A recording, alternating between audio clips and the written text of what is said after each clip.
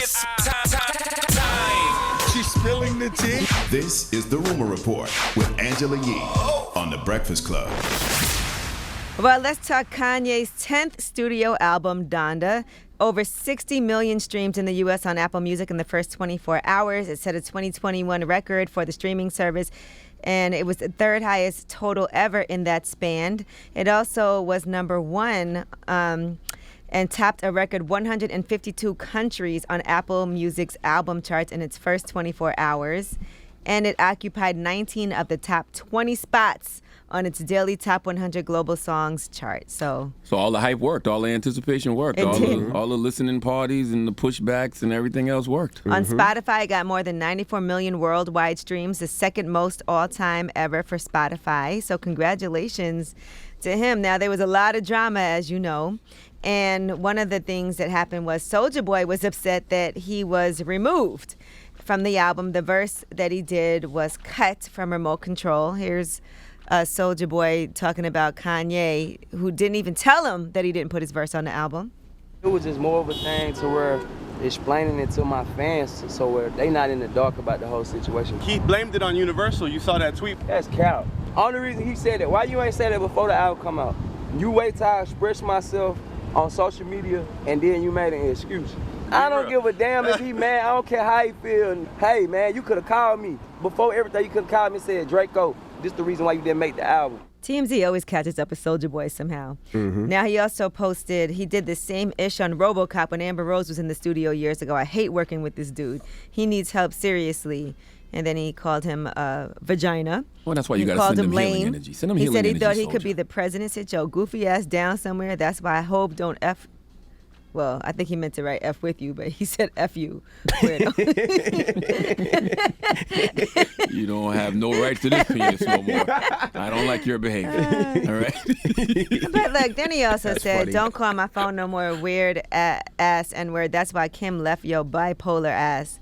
That's not cool. That's right, man. Send the brother healing energy, man. All right. He went, and then he put call me at Kim Kardashian. See, he playing too much. And he also put up his verse from Remote Control. Now, I don't know how the industry works. Do you have to give people phone calls when you remove them from records? Do you let them know? I mean, I think it's proper etiquette if you record a verse with somebody and then you. But I will say this: a lot of artists don't know if they made an album or not until it comes out. And that's the truth, right? Like, you might do a verse for somebody, you don't know, and then we've had artists up here all the time who are like, I recorded 100 songs, I only put 12 on the album. You know, and sometimes... Yeah, but if they put out a version of a song that you were on and you're not on it, I think it's only right to have a conversation, I think. I would think so. I mean, I can't say. But I don't know. He did share their text messages back and forth. You know, it would be nice, but it doesn't always happen. And that's just the truth. I'm sure that there's a ton of artists who did verses that didn't make it onto the album, right? And you don't know till it comes out. Just send them healing energy, Soulja Boy. That's all. All right, now 21 Savage is speaking on owning his masters, and he said he makes more money off album sales than touring. I had a platinum album before I signed my deal. You had a platinum album, independent. You owned your publishing and everything. Yes, I own my masters. Okay. Every song you ever heard. No me heart, on, everything. I own it. A lot. My split, I got a 70-30 split with my label. I get 70, they get 30. I make more money off my album sales than I do off touring.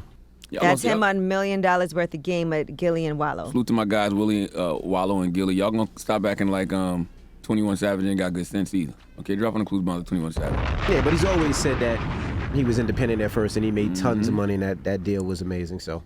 All right, now Offset in the meantime was at NASDAQ headquarters in Times Square, and he was celebrating Reservoir Media going public. It's an independent music publishing company. It's the first of its kind to do an IPO, and the first female-led music company to go public as well, thanks to the leadership from its founder and CEO. Offset's involvement is because the Migos catalog is under Reservoir Media, under that umbrella. So he claims he's partners with the company, and he actually rang the bell at NASDAQ, so congratulations to him. And I saw Cardi B was there supporting her man. And Reservoir Media posted this morning, Reservoir rang the NASDAQ opening bell in celebration of our recent IPO. It is both exciting and humbling to take this next step in Reservoir's journey. We look forward to all the opportunities this creates as we deepen our commitment to investing in entertainment. So congratulations to them. All right, now T.I.'s daughter, Deja Harris, she was talking about not liking her hair texture. And I saw a lot of people commenting and a lot of back and forth about it. This was on Friday. She opened up about her struggles and how she didn't like her texture. She said, I hate to say it / admit it, but I'm so sad that I have my dad's hair texture. Sad because it's so much to deal with, manage. Sad because I feel like it just doesn't fit me, nor is this texture one that's appreciated or uplifted as much as the other textures. And then she said, anytime I see someone with type 4 hair, I always compliment them because I know how it feels to genuinely not like your hair / texture. I never want anyone to feel like that. It looks so bomb on other people, but me, yeah, no. So a lot of people did come to her defense and feel like they could relate and understand that. And some people felt like, they criticized her for opening up about her hair. She's saying that she's focusing on positive comments rather than the negative ones. But she said, I'm actually focusing on the uplifting positive comments as opposed to the negative. The tweet was only about myself, but I was open about how I feel because I know others might possibly be able to relate, and some of them did. Damn. Listen, I feel her though, because my whole life growing up, I used to hate my hair texture. That's why I've been doing this natural hair journey to try to get my curls back. I straighten it was just a lot to deal with. It would always be like you wash it and then your hair, when it's curly, it gets all knotty real fast. They didn't have a lot of hair products to be able to use for you to be able to deal with your hair. Now there's a ton of products on the market, which is great. Yeah, and people celebrate natural hair, but it is, and sometimes certain hair textures are just a lot more difficult to even try to deal with, like to style and maintain. And that's why, I got 3 daughters. Like I tell my daughters all the time, I love your hair. I love your crown. Like I love when my wife takes their braids out and they got the big afros running around the house.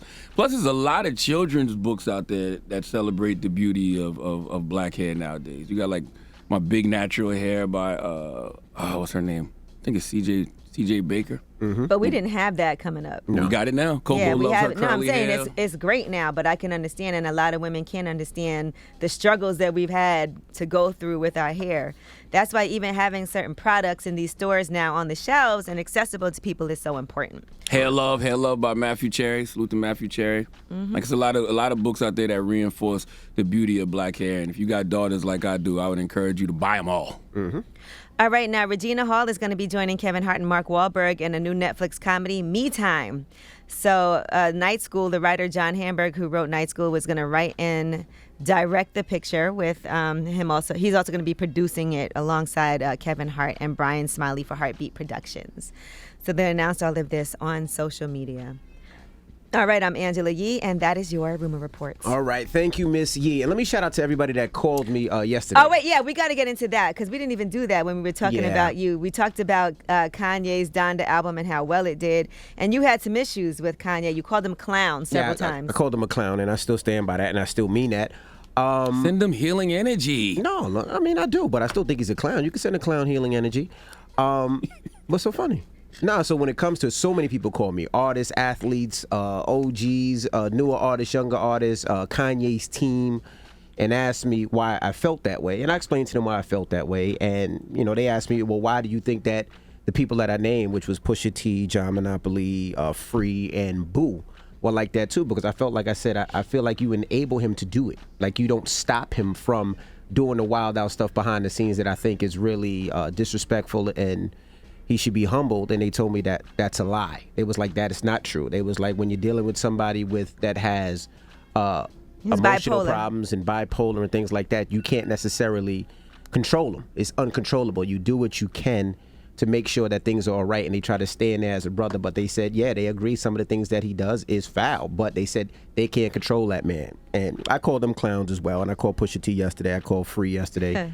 And I spoke to Boo yesterday for a while, and I spoke to them, and we had great conversations. And they told me what they're trying to do that help that situation. So to those brothers, yes, I get it. And me calling you a clown was foul.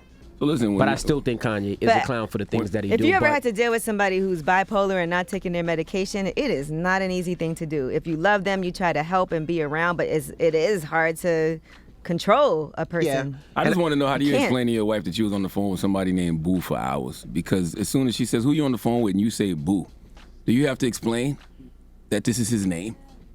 Boo is always in the middle of something. Remember he broke up your fight, Charlamagne? What fight I had? You and Busta. Me and Busta ain't had no fight. Why do we lie like this on the radio? Me and Busta did not There's have a a picture fight. of it online. So I did have Me and Boo myself. were dancing. You and Boo were dancing? There's a picture of it Now, how you online. Tell your wife that. Me Yeah, and this Boo was all girl dancing. when I was dancing with Boo. I was dancing with Boo. Okay. So shout Right. to Boo and shout to Free. I didn't speak to Free. Me and Free just yelled at each other. But shout to all them individuals that were able to tell me their side. And when I tell them when I make a mistake, I say it. But I still think what Kanye does and this ish that he on is You ain't gonna clownish. throw your Yeezys away though. Nah, I still like the Yeezys. Oh my God. I still like them. So they're not clown shoes. Which ones?